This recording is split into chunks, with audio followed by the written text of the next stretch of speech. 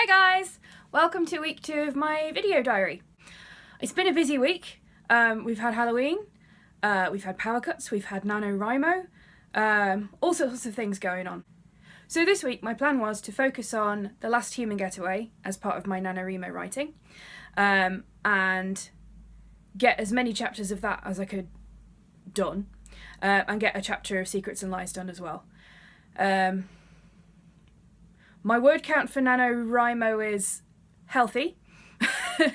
I tend to, because I write full time, so I have more opportunity to write than most people, so it's above the average target, but it's not quite at my target yet, and there's a couple of reasons for that.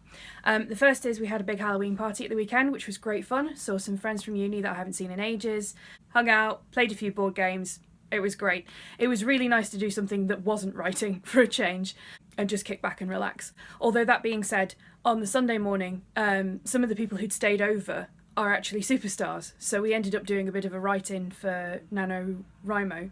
So it was quite nice. It's always good to talk, plot through with other people, because you discover some things that need addressing, you discover other things that you just don't need, really. So that was good fun. The other reason I'm a bit behind on my target is we had a full day and a half of power cuts last week.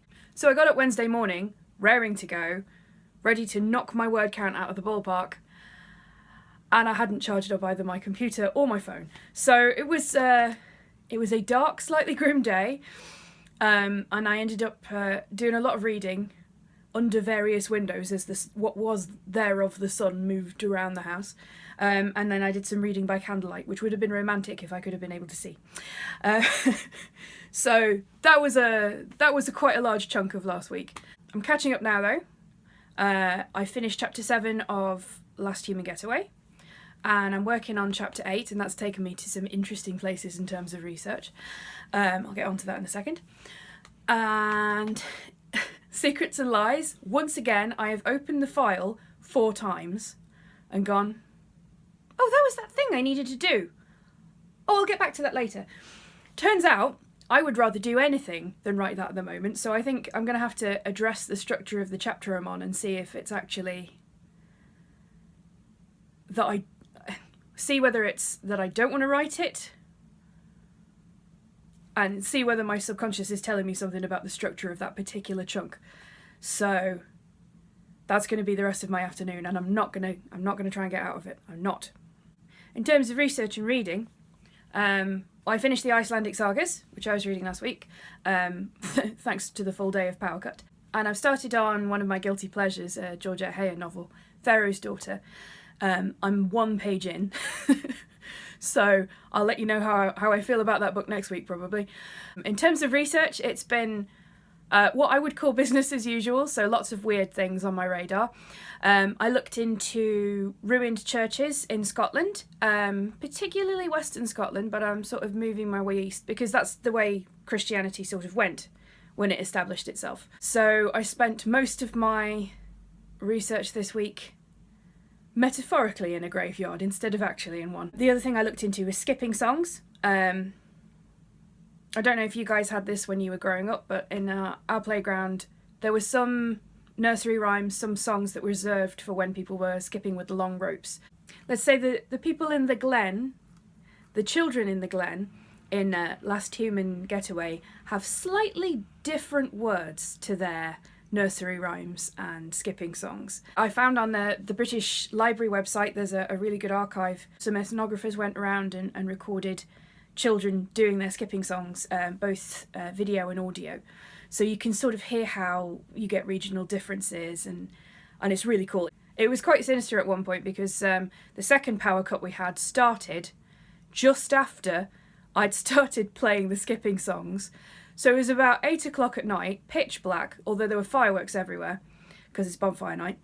The cat jumps across the back of the sofa, all of the lights go out, and all I've got is this eerie children singing thing going on in the background. So that was fun. I may have to incorporate that into a story at some point. I posted the final prompt of the year for Superstars. I can't believe it's the last prompt of the year.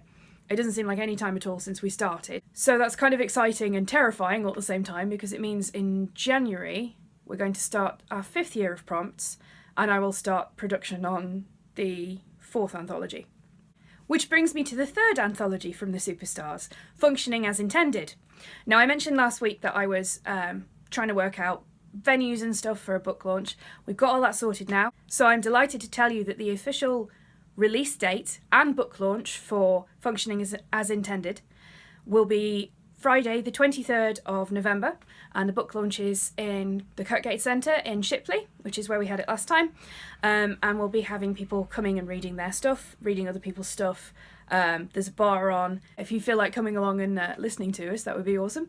We're also going to live stream it, so you can catch that on Twitter, on Facebook, and I think it might be going live on our website, but I'll have to check.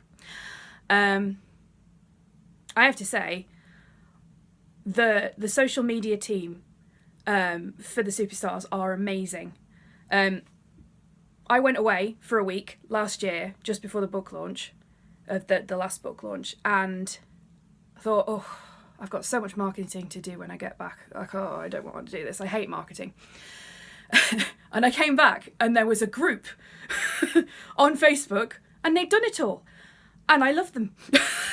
So this is a shout out to Carolyn, Tash, Jess, Gemma, I think Phil's in there as well, and all of Lou, and all of the others who just relentlessly share stuff on Twitter, Instagram, Facebook, and YouTube, and all of the other places that we do this. Thank you so much. I hate doing the stuff you do. So thank you so much. Hopefully in the next week or so, I'll get hold of an advanced copy of the anthology so I can show it to you guys and take pictures and stuff. Another thing I looked into in terms of research was petroglyphs. I find them particularly interesting because there's so many of them and they're distributed in interesting ways. And the nature of archaeology is that we're never really going to know what they meant. So they're wonderful storytelling devices.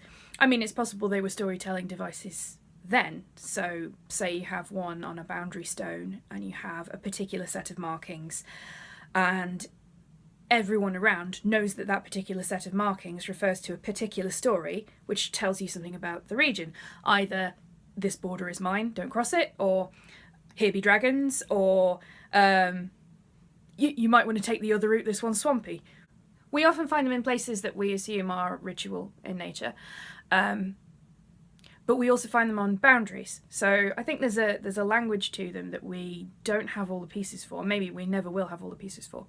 But as I said, that makes them really useful from a fantasy writer's point of view. By next week, I should have heard back from the theatre club about what shows they want to do for the next year.